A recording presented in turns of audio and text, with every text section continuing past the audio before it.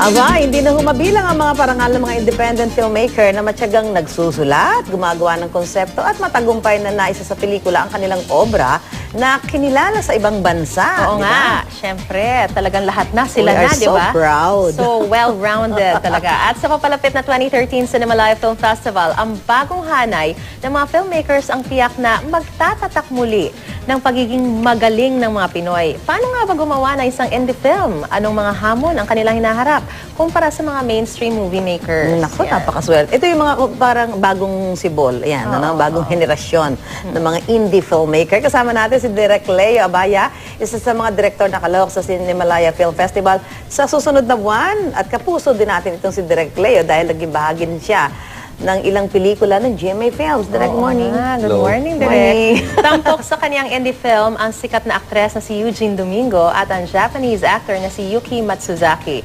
Kukwentuhan niya tayo ngayon, siyempre Si tungkol Direk dun sa Leo. inyong pelikula. Good morning, Direk. At mamaya kakasapin natin siya.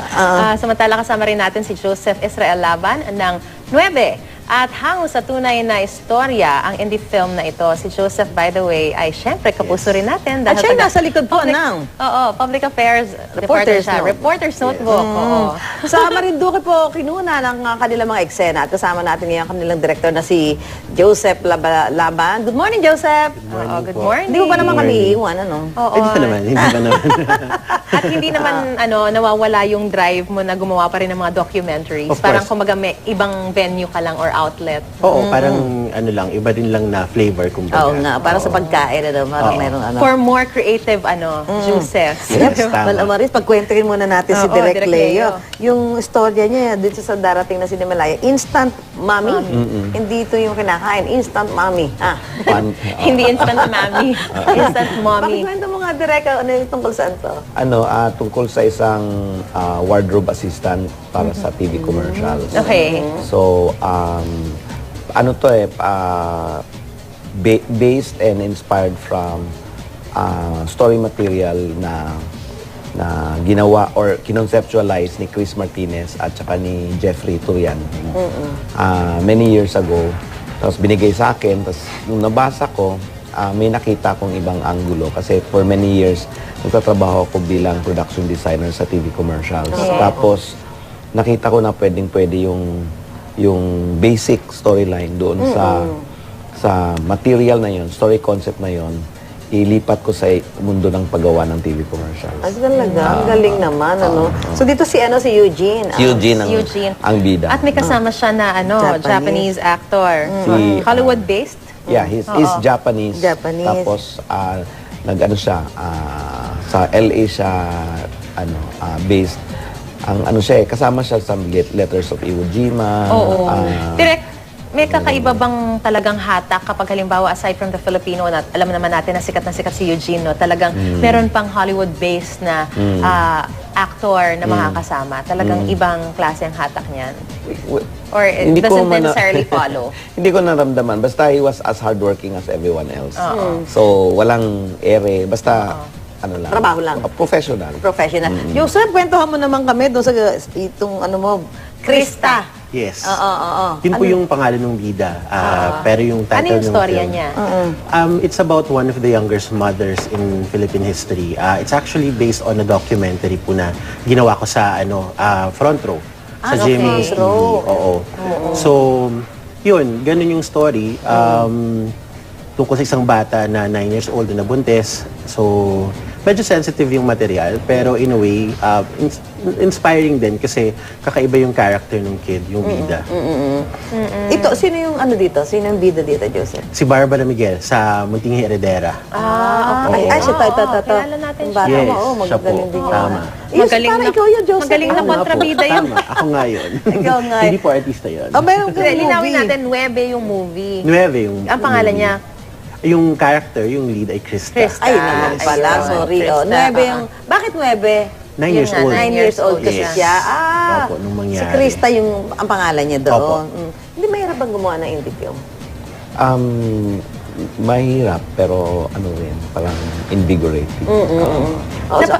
Napapansin po kasi namin na yung kumpara before, talagang mas marami na ngayon yung mga indie films.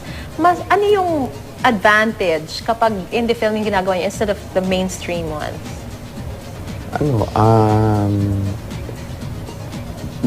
Wala namang libre totally, no? May mga restrictions ka, budget, schedule. Pero in terms of yung parang vision mo, di ba? Jane, parang bibigyan ka ng laya na na kahit pansamantala. Pag ba indie film, usually based on parang true story, ganon? Hindi naman po necessarily. Ay, hindi naman. Nagkataon lang siguro na yung aking day job sa GMA, mga documentary. So parang yun yung nagiging inspiration ng works ko, ng mga pelikula na ginagawa ko. Maganda yan ngayon, ha? Dapat yung mga kababayan natin, parang dapat na-appreciate nila yung mga indie film. Kasi talaga pag pinanood mo, ang ganda, ha?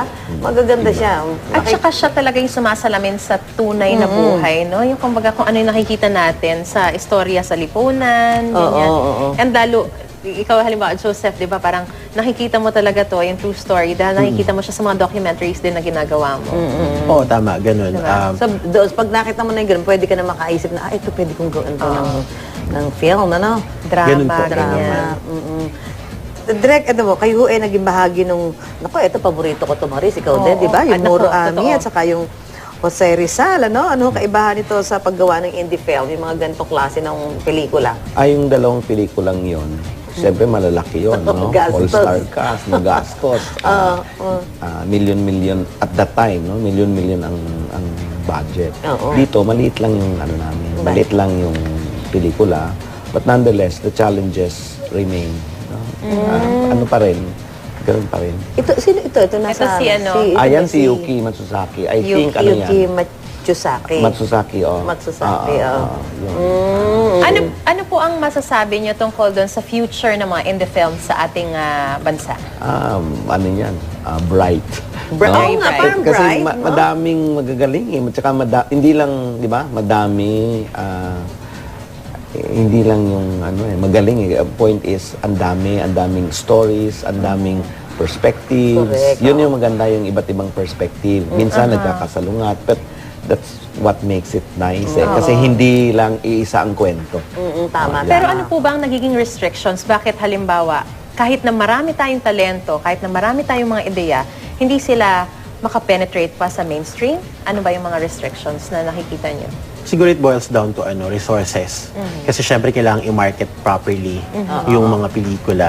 Pero meron namang trend towards parang greater acceptance kasi ang nangyayari, may mga opportunities like Cinemalaya nga na para makapanood yung general public. Tapos lumalaki na yung audience kasi before CCP lang. Ngayon may mga screenings sa mall. Oo. Siguro kulang lang sa minsan publicity eh, no? Hindi lang masyadong alam. Actually ako minsan pag namun, meron palang indie film dito. Siguro kulang lang sa gano'n. Or perception ng viability nung indie films. Kasi siyempre, ang nagbubuk naman yan, mga tiga rito din. So, kailangan pati sila, yung nagbubuk ng films sa theaters, ma-convince sila na viable ito. Oo, correct. Kumbaga, parang the principle na if you build it, they will come. Yung ganun. Rather than yung respond ka lang kung ano yung clamor ng public. So, ang ganda nito pag nanonood ka ng mga indie film, ramdam mo na nandoon yung puso ng mga gumawa, eh, no? Kasi nga, lalo na kung parang galing din naman to sa mga totoong buhay, ano? Pwede ba kami mag-pitch? Pwede po. Why not? Pwede kayong gumanap. Bakit hindi?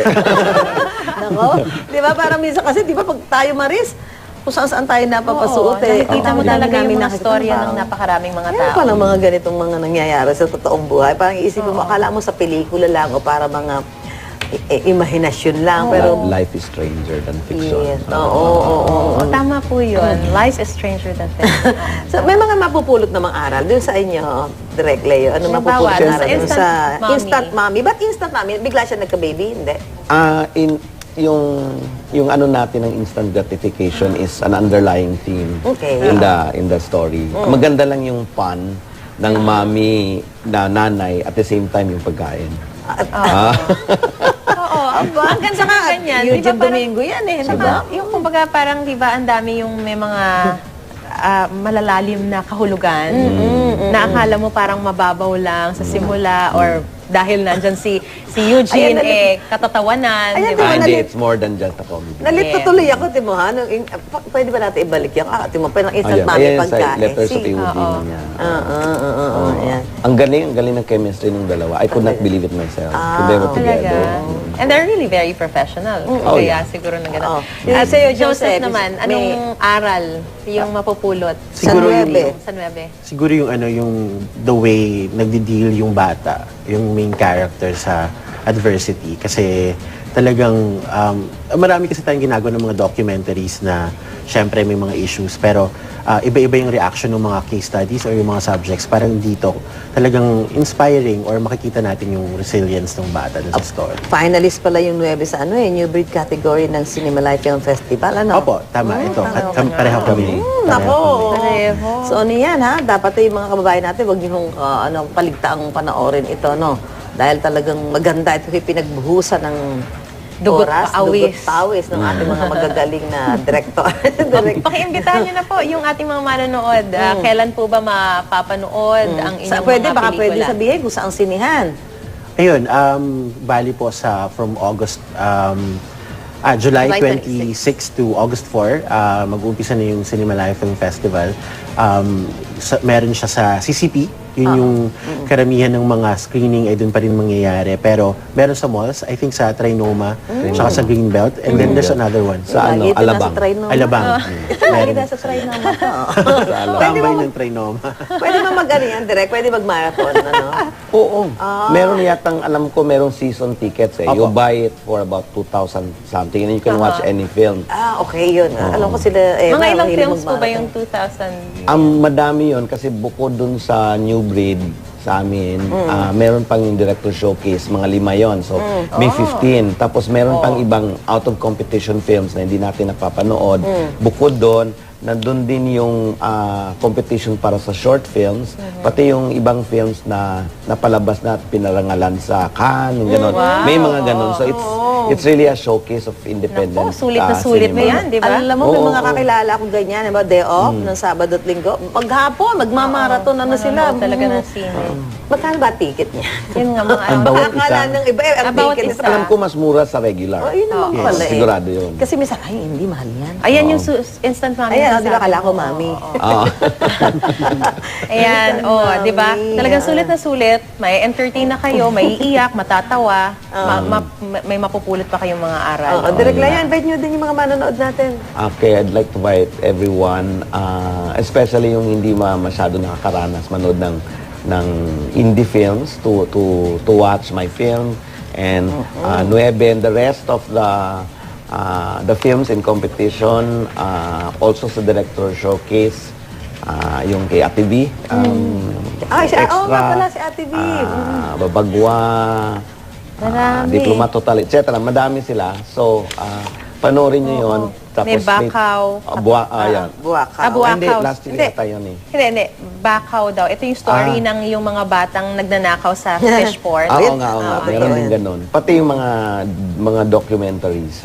Onang, para Nako. kay ama. Ayan. Naku, alam mo, Maris, gawin Pukpuk. natin, ngayon pa lang, mag-ipon na tayo. Tapos mag-marathon tayo niyan. Isang araw, maghapon ka lang doon sa CCP, panoorin mo na lahat yung gusto mong panoorin, di ba, direct? May mga kakilala. Ay, ito pala, tama ba ito? July 20. July July 24 20. po. 26? 26. Meron pa August 4. ito, sa wakas, Sa CCTV. taya, the house band's wife, tutob. Ito pala Ayan, yun. nandito lahat. Sa CCP, Napakarami. Ayala Cinemas, marami-rami yan. Saka sa Greenbelt 3, Alabang Town Center, ayan. Marami kami pwede mapuntahan para mapanood doon yung mga ating mga indie film. Ako, maraming Oo, salamat po. Supportahan po natin. Supportahan Talagang natin ang mga tangkilikin natin magagaling ang na gawang director mga gaya po Pinoy. ni Joseph at ni Direk Leon. Oh, yan. Hindi masasayang ang pera niyo. Kaysa manood kayo doon sa mga...